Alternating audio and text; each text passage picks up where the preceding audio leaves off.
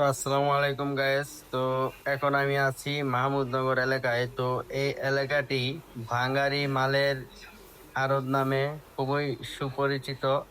তো এখানে সব ধরনের আপনার ভাঙ্গারি জিনিস পাওয়া যায়, যেমন আপনার টিন পাবেন এখানে, পুরাতন টিন, পুরাতন খাম্বা, পুরাতন দরজা জানালা, পুরাতন যাবতীয় যত কিছু আছে, সাথে সাথে নতুনও দরজা জানালা গ্রিল, এগুলো আপনি পাবেন।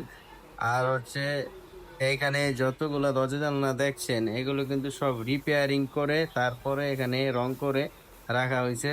তো এখানে এই এলাকাতে অনেকগুলো দোকান আছে। তো আপনারা যদি এই এলাকাতে আসেন, আসলেই দেখতে পারবেন এই এলাকা জুড়ে শুধু বাঙালি মালের সমারোহ।